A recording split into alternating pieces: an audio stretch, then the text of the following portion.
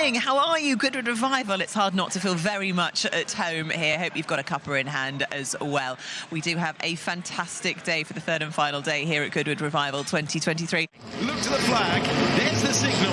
Here come the revs. They're revving to about 9,500, and we go racing off the line as the flag falls at Goodwood, and we are racing for the first time today down to Management Corner as they all leave the line in various different conditions, and it's our pole sitter Horatio Fitzsimon who converts pole into holding the lead into turn one. His hand up, but there we have unfortunately 72 Peter Lair's car, one of two that went off at St Mary's on the opening lap. He ended up on the infield. The other car, I think it was 87, I think it was Stefan Ray, went on to the outside to check on the stage. Okay, safety car is no longer in front of Horatio Fitzsimon, who dictates the pace and has just the chicane to go before we go back, and the yellow flag will be replaced by the green, and he's bolted. Away we go once again. We are racing at Goodwood Circuit, and over the line we go, and we are taken back to green flag racing conditions. At least we were. The safety car, I don't believe it, the safety car has broken down.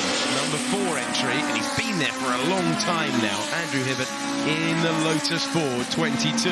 This looks like a good exit.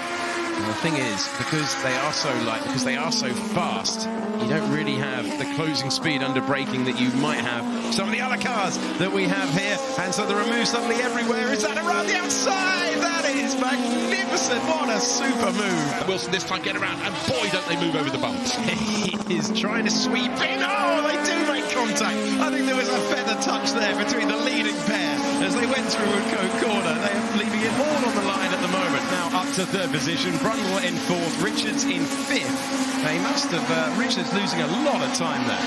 That might be the other Tonetti, that might be in the Di Tommaso. Anyhow, we continue. Sam Wilson continues, but he's taken up Farminger for a hobby. That's a wide moment. That's the second time in the last 3 laps he's had a moment. Has weathered the storm all the way round. Can he get the power down at the very end? They're going to be so close over the line, which is the ending that this race deserves. What a display from both of them. But it's Horatio Fitzsimons who takes the checkered flag in the Chichester Cup. So the last couple of days we've been repairing people's clothing, so items that people have worn for the weekend that they maybe haven't worn for a while. They pop them on, they come here, and then they realise that maybe a seam's gone or a button's popped off or the sole's come off their shoe. So they come to us, and Helen and I will fix them as best we can. We've got loads of vintage haberdashery here, so we can try and repair things, you know, fitting to the clothing. No, so it might be down to that he's going to actually start the race. So Claytor's running across, and now he's starting. So as you can see, he's going to lead off the line here. Yeah, he's got a good start, and he, I think, as you say, there he is. He goes straight into the lead. So Glenn English, who won yesterday, well, that's all been a great plan. I don't quite understand it, but that has worked very well. He didn't have to run across. Quicker gain as they made yesterday, but nonetheless, very impressive. Battle for the lead is on, though. Side by side now, looking across at each other, and going in front now. We've got Michael Russell on the 68 bike. To the riders behind, just to let them know as he exits the chicane, he's going to be pulling up pit lane. So in comes the race leader, and Michael Russell is going to hand over to Michael Rutter. We're on to the last lap for the race leader now, who has a 12.5 second advantage over second place, and that would mean, because they were second yesterday... Oh, what was that coming off the bike? That's his microphone off his exhaust, so there's a rather loud Mike Norton out there going round now, so if anybody hears that. But there we go, check the flag out for Michael Rutter. Yeah, it's been absolutely epic. The essence of Goodwood is something that you cannot put into words. What have you enjoyed most about it?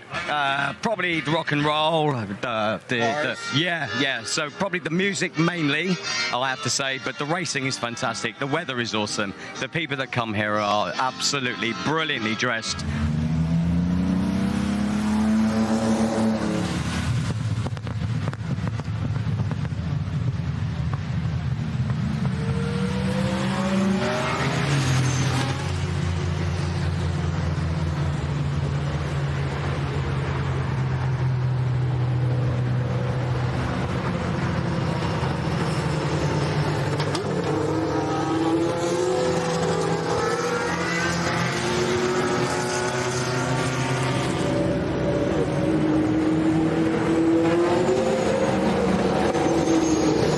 Are you going to give us a song? Well, it depends. Do you want a cornetto?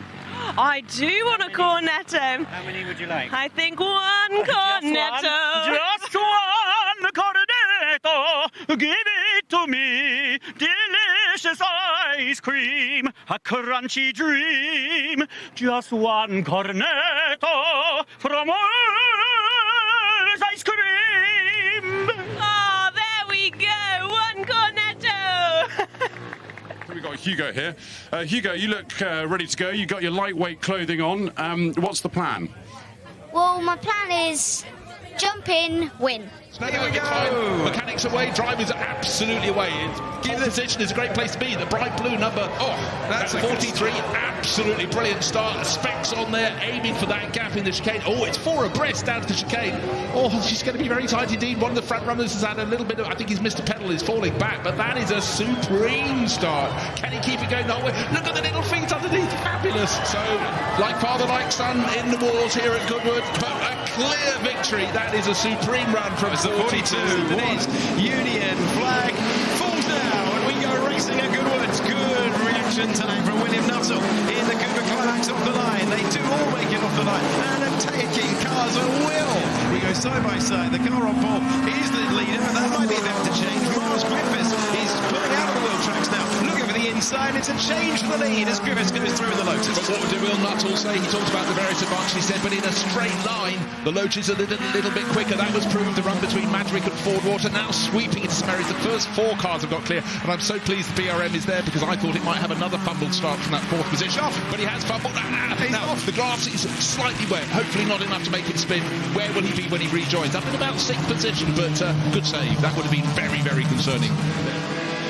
Under braking, he's not prepared to risk it, but I wonder if here is where the move is going to come later on. Or maybe he's going to get a wheel up the inside. We haven't had an overtake in the chicane so far today, and he was thinking about it, but running out of road before he came across. In the lead of the race, car 100, Will Nuttall started on pole position, but was out-jumped at the start cleanly, correctly by the Lotus of Miles Griffiths. Now, finally, he's got his nose in front. But genuinely such a shame as we have our picture of Willis in the pits. That was a great effort. That was a really great effort of his own. The Goodwood Climax, the T53 lowline from 1960, driven by Will Nuttall across the line. He looks up and sees the checkered flag first. It's victory for Will Nuttall in the Richmond and Gordon Trophy. This is such a special event. I've never experienced anything like this, and had the invite to come back, and definitely accepted, and will come as many years as I can. This is just incredible. The TT is underway, and look at that terrible start there for Bill Shepherd, and also a very poor start in the middle as well. But up front, it's a very, very good start for Sean Lynn. So up front, it's Marino Franchitti. Marino Franchitti in the #1 car that he shares with Oliver Bryant. And this is the section that we've been told could be even wetter. He's got 8.7 seconds advantage over Richard Kent in 2nd place. 3rd place at the moment. Riding slightly wide is the Brayton Neal car. That allows Vernon Rowe down the inside and just in front. Oh, do they manage to go through without contact? Yes, they do. But the car in front, the Twyman Jones car, clips the barrier there at the chicane. So a great move from Vernon Rowe. Capitalise on the mistake of the car in front. There was contact with Kostas Michael in the number 222. That's down at Levant Corner, where you brake quite hard going in. Yeah, safety car is out, so that lovely lead that Franchitti had of 11.4 seconds is going to be heavily reduced. As Marino put his foot down, it sounds like as he comes through the chicane, have a look out the commentary box window, gets ever so slightly wide, a bit of a wiggle on, but a great start. Marino Franchitti takes it off once again as the race gets underway. Under green flag, he's going to try and open up the gap that he had opened so beautifully well in the first part of the race. So the top 3, 4, maybe 5 cars have all dove into the pit lane. Franchitti car #1 definitely losing out there.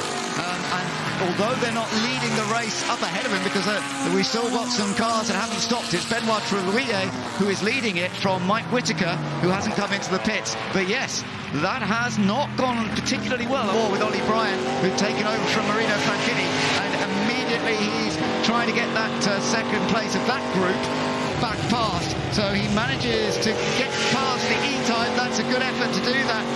was a tiny rub with another car, and I didn't realise how wet it was after the first quarter. So after the first quarter, I thought I had a puncture. It was just no grip, but it was just so damp and slippy.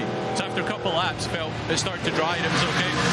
The car is just wonderful. That was like my 5th lap in the car was the start. So still learning. We had the stopwatch come off.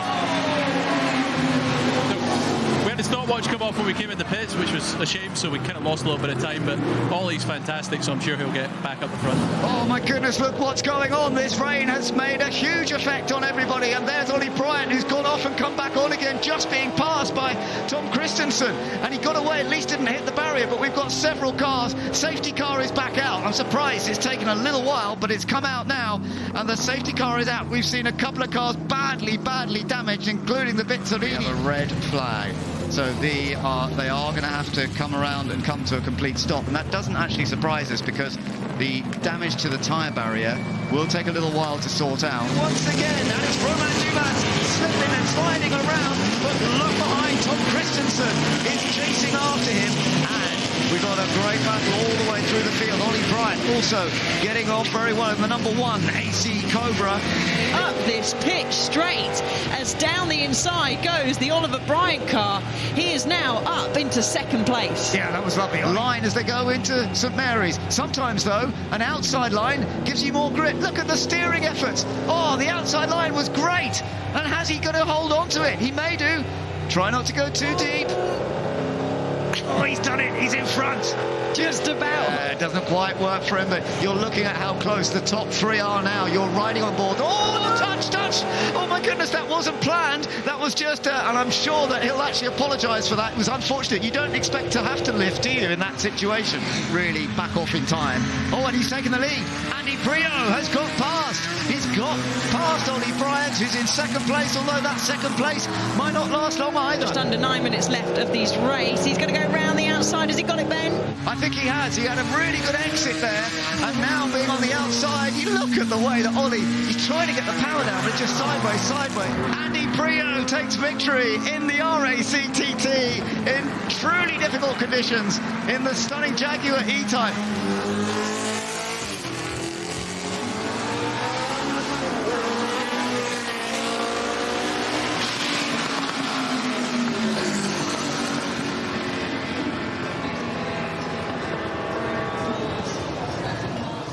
So it's lovely to have it here, particularly at Goodwood. It means so much to me because of so many years being at Goodwood. I've got to ask, who pays for it if it gets bent? You. You mentioned Goodwood there. I mean, so many happy memories that everything all the way up to the lap records. What stands out? Well, lucky I didn't have any accidents. I spun a couple of times. But it was because I was at this racetrack that Ken Tyrrell got me to come here and got me to choose to drive for him in Formula 3 all these years ago. So Goodwood means something very special to me. Visited. And the flag falls. We go racing around Goodwood in very wet conditions as they leave the line, and it looks like it was a good start for Andy Middlehurst from the pole position, and he got a decent start, but an even better one for Mark Shaw, who takes the lead. And of course, that's Andy Middlehurst. Ben Mitchell following around the outside and taking the lead for the LDS. That's not something people in race commentary booths get to say very much. The LDS, the South African car, in the lead of the race, and they are on tiptoes. Patrick Chapman is looking good as well. Car number 15 in the bright red livery further back, but we are looking at another passer. Andrew Willis, very confident on this opening tour of the circuit. We go, better traction out of the corner, and a lot of confidence in the last couple of laps. It's another change of lead in this extraordinary race, and now Andrew Willis hits the front of the pack.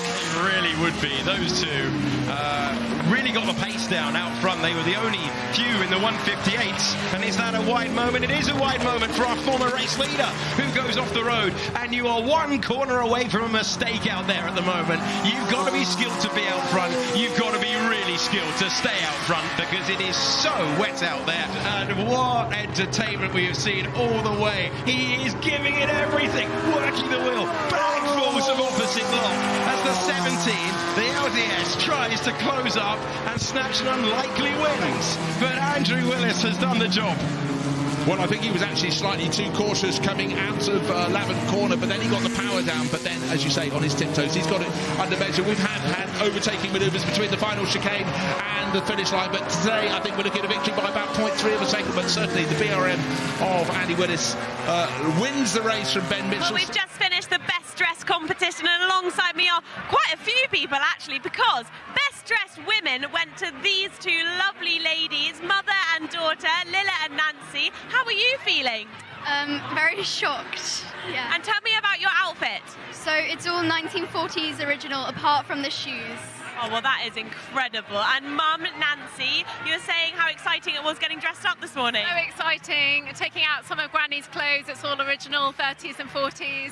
We had such fun this morning. We had no idea this was going to happen, so we're thrilled, absolutely thrilled. The Sussex Trophy is underway, and it's all free at the front, but actually Roger Wills, I would say, made the better start from the outside of the front row. But will he be able to get into the front? Yes. Yes, he does. Roger does get in front of the Ferrari of Sam Hancock, and actually it's not worked out at all for Ollie Bryant. He's down to fourth. So let's have a little look. So I'm guessing someone's going to get slow away. And no, there we go. So, he's just lost the rear of the car there, unfortunately, and spun around. I'll have to see who he ended up hitting there. But a great job from everybody else to avoid him. So the drivers are all seeing that they're not going to be clear just yet. Onto the line, but he's got away well, and that was a big slide for Sam Hancock. Yeah, a really big slide, and plenty of slides going on further down the field. We have had 3 extra minutes added on to this race, but that was a really difficult start for Wills there, because it was such a late call for the safety car to come in. He couldn't plan way in a sort of way. You always plan in advance, but it was a late. He couldn't get a good run. He had to basically wait to the chicane. But look now, Hancock has streamed all the way up to back of Wills. That gap was 6/10 of a second when they crossed the line, but that is definitely decreased a hell of a lot now, and he's having a little look as they go down the straight into St Mary's. This is great stuff, isn't it? And I tell you what, that lap was slower than I expected. There's some 16 seconds off what they did in the dry. And as you say, side by side, a real attempt there by Sam Hancock. And now he's got the inside line going into Levant. Yes, but he's done it. He's gone round the outside of the second part of St Mary's. A really great move. Hancock has certainly pulled a good gap as Bryant goes round the outside again. Wills has been done round the outside of St Mary's part 2. Really brave stuff. But Bryant knows he's got to get past. And he's under pressure now from Miles Griffiths down the inside. Don't make contact, guys. No, they keep it nice and clean. And still not quite the opportunity for Ollie Bryant. And if he can't get past on this section, he's trying though. He's got an opportunity. He's going for it. Ollie goes into the lead. Ollie Bryant into the lead. But we're coming down to a section where the Ferrari is so quick, it might be able to come back. Yeah, and there you can see the Ferrari has got Bryant in his sights. But in Bryant's sights, further down the road, that looked like a lot of traffic. Right. Oh, this is a good move by Miles Griffiths. He's nipped past. He could be getting the podium after all. He's up into 3rd place. Roger Wills is going to have to fight back. He is, and he's going to have a good go coming down the back straight. He's going to try and dummy, send it one way, have a look at the other. But he's being forced to go the long way round as they'll come heavy into the brakes into Woodcote Corner. Miles Griffiths, does he get it stopped? Oh, he can. Lovely job by Miles Griffiths. Really covers off the line. Almost invited Wills down the inside. But look at this traffic. Yeah, it's tight. And Sam's now got a bit caught up in it. Sam Hancock. So that might actually give Ollie Bryant a slightly bigger advantage as they go over the line once again. They will be seeing the checkered flag next time around. Gap up to 2.4, but there's the third our winner. Yeah, Ollie Bryant's done a super job. Pole position, he didn't get off the line well, but he's delivered in the race itself. Ollie Bryant takes the victory in the Sussex Trophy. St Mary's underway, the last race in 2023. It's a slow start for Fred Shepherd, but he's got a powerful car. He may well come back, even though he didn't get off the line particularly well. Excellent start for Justin Law, but no, it's Chris Ward. Chris Ward, who has the advantage, and the Ford Thunderbird has lost some key places there. It is slippy offline, so if you just run slightly wide, and even more so on the grass. We've got, I think there must be oil down. Oh no! Contact made between several Austins there. This is for 2nd place. So there's your race leader, the green Jaguar Mark 1. But now we've got another Jaguar in there going really well. Number 48, that's Thomas Butterfield. He's caught up. having qualified a little bit further down, but he's now in the mix. Down the very, very long back straight, Shepherd is just going to breeze past. Yeah, it's all about straight line speed. They gave him the space, perfectly fair. They couldn't do anything about that. That's down to sheer speed. Now, that's interesting. Was he... I didn't see any yellows out from the marshals. He may just have been saying, OK, if you're going to pass, go this side. Chris Ward is trying to follow that path in the same way. They've still got another car to lap just ahead. And the two leaders cross the line at half a second gap. So it really has changed on this lap because of the traffic. And here's a big chance. Chris Ward's trying to get back alongside. Fred sees it. They're three abreast as they go down towards Fordwater. And Chris has sneaked them front again. Yeah, and I can hear the crowd outside cheering and waving them all on. Really great, close racing. The Ford Thunderbird is closing up on Chris Ward. But Chris, we know, could break as late as anybody going into Woodcote. He's still got control. As long as he doesn't run too wide, I think he can hold on. Unless he makes a mistake at the chicane, surely he's going to take the victory ahead of the Ford. Into the chicane they come. Look at the power. But it's a long run down to the line, Ben. It's a long run. I think the Thunderbird's going to do it. Oh, he's had to back off. And it is the Ford Thunderbird, as you say. We've seen this so many times coming out of the chicane. Has he run out of fuel?